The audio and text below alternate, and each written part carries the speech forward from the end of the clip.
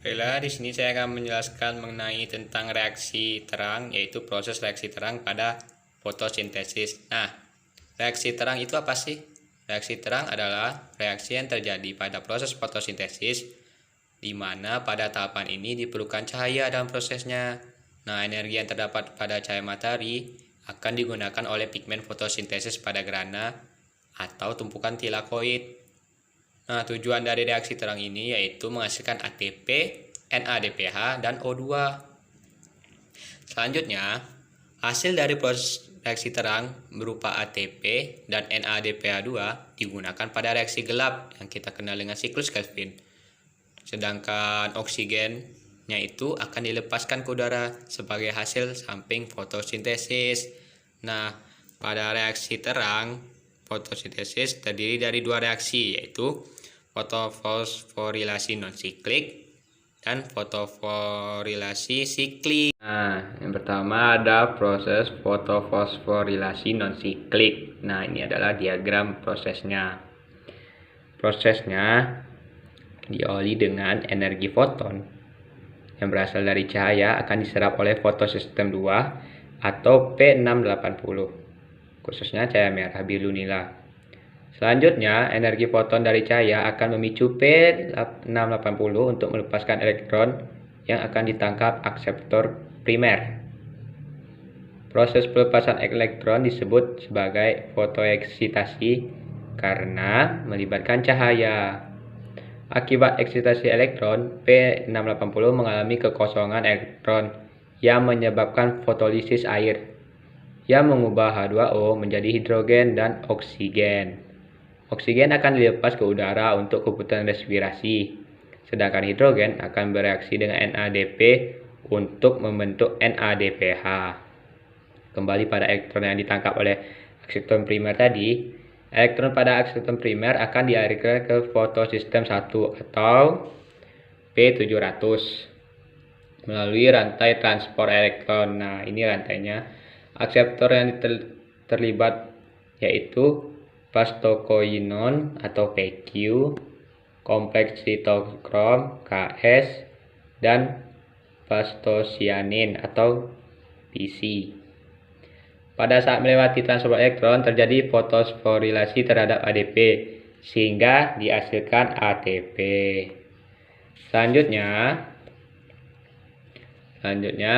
setelah P700 menerima foton, kemudian akan melepaskan elektron yang ditangkap akseptor primer. Berikutnya akan dipindahkan menuju ferrodoksin atau FD dan diterima NADP dengan bantuan enzim NADP reduktase. Selanjutnya terjadi pembentukan NADPH yang berenergi tinggi karena terjadi penambahan hidrogen dan fotolisis air.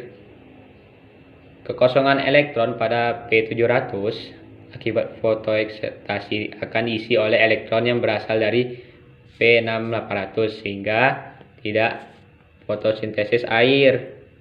Hasil dari reaksi terang adalah oksigen, ATP, dan NADPH. Selanjutnya ATP dan NADPH akan digunakan pada reaksi gelap, sedangkan oksigen akan dilepaskan ke udara sebagai hasil samping fotosintesis. Nah, yang kedua yaitu proses fotofosforilasi siklik. Nah, ini adalah diagram prosesnya. Fotofosforilasi siklik biasanya terjadi pada organisme yang memiliki fotosistem 1 atau P700. Reaksi pada fotofosforilasi siklik diawali ketika energi foton dari cahaya matahari, ini dia, dan mengakibatkan eksitasi elektron. Elektron tereksitasi kemudian akan ditangkap akseptor primer yang akan dikembalikan lagi ke P700 melalui transport elektron. Pada transport elektron terjadi fotofosforilasi sehingga terbentuk ATP dari ADP. Karena elektron kembali pada P700, maka tidak terjadi fotolisis air. Sehingga pada fotofosforilasi siklik tidak dihasilkan oksigen dan NADPH seperti pada fotofosforilasi non-siklik. Sistem ini bersifat siklik, artinya berputar.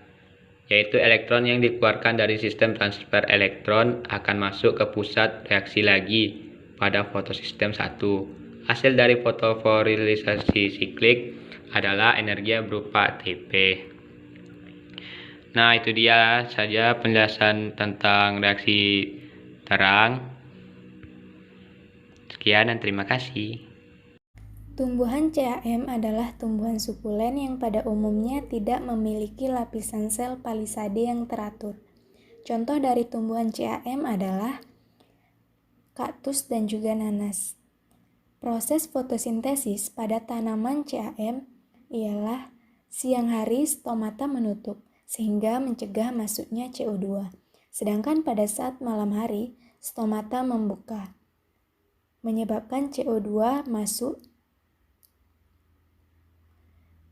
dan akan diikat oleh PEP, fosfoenopirufat, dengan bantuan enzim PEP karboksilase. CO2 difiksasi oleh PEP sehingga terbentuk asam oksaloasetat.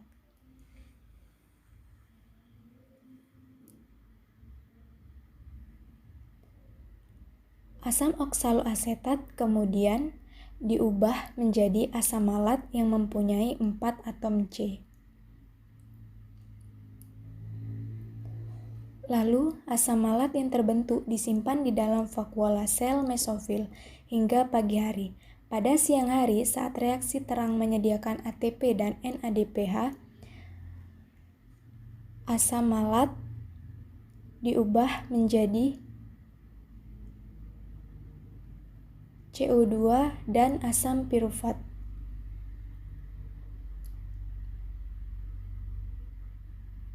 Yang selanjutnya dijadikan PEP. Dengan terbentuknya CO2, maka masuklah CO2 itu ke siklus Kelvin-Benson. Molekul CO2 difiksasi oleh RuBP menjadi PGA. Kemudian dijadikan triosa. Dan jadilah produk karbohidrat dari hasil fotosintesis pada tanaman CAM. Yang kedua yaitu siklus siklik. Energi cahaya menggerakkan elektron pada fotosistem 1 sehingga ditangkap oleh aseptor elektron primer, kemudian disalurkan menuju ferredoksin, kompleks sitokrom dan plastosionin dan membentuk energi ATP. Reaksi terang yang pertama yaitu tahap siklus non-siklik. Di sini terdapat fotosistem 2 di mana mengandung gelombang sebesar 680.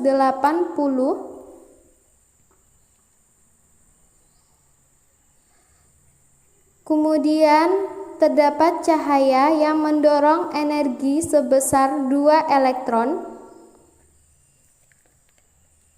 menuju ke tingkat yang lebih tinggi. Sementara itu terjadi fotolisis, pemecahan air di mana terdapat 2 elektron, 2 hidrogen ditambah setengah O2 atau oksigen. Elektron yang naik dialirkan menuju ke deretan protein yang meliputi plastoquinon, kompleks sitokrom, dan plastosianin yang melepaskan sebagian energinya dan membentuk ATP. Elektron dari fotosistem 2 turun dari kompleks protein menuju fotosistem 1.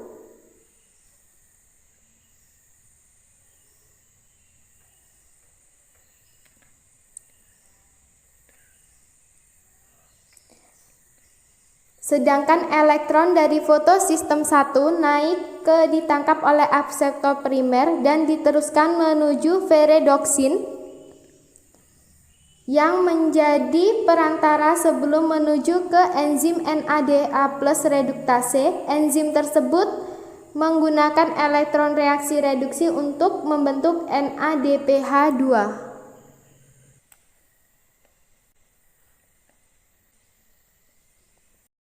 Proses fotosintesis tumbuhan C3.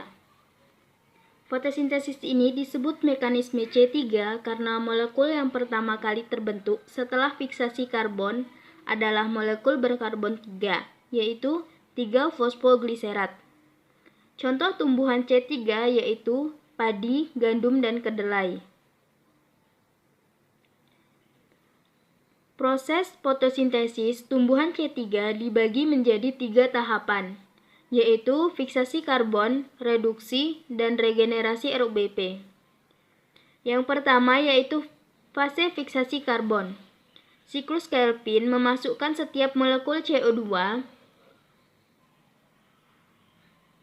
dengan menautkannya pada gula berkarbon 5 yang dinamai ribose bifosfat atau RUBP. Enzim yang mengkatalis langkah ini adalah Rubisco. Produknya adalah intermediat berkarbon 6 yang demikian tidak stabil hingga terurai separuhnya untuk membentuk 2 molekul 3-fosfogliserat. Fase kedua yaitu reduksi. Setiap molekul 3-fosfogliserat menerima gugus fosfat baru. Suatu enzim mentransfer gugus fosfat dari ATP membentuk 1,3 bifosfogliserat sebagai produknya. Selanjutnya, sepasang elektron disumbangkan oleh NADPH untuk mereduksi 1,3-bifosfogliserat menjadi 3-GP. 3-GP ini berbentuk gula berkarbon 3. Hasilnya terdapat 18 karbon karbohidrat. 1 molekulnya keluar dan digunakan oleh tumbuhan, dan 5 lain diadaur ulang untuk meregenerasi 3 molekul RUBP. Fase yang ketiga yaitu fase regenerasi RUBP. Dalam suatu rangkaian reaksi yang rumit, rangkaian karbon yang terdiri atas 5 molekul 3-GP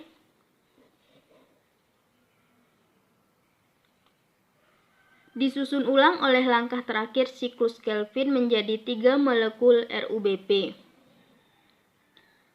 Untuk menyelesaikan ini, siklus ini menghabiskan 3 molekul ATP. RUBP ini siap menerima CO2 kembali.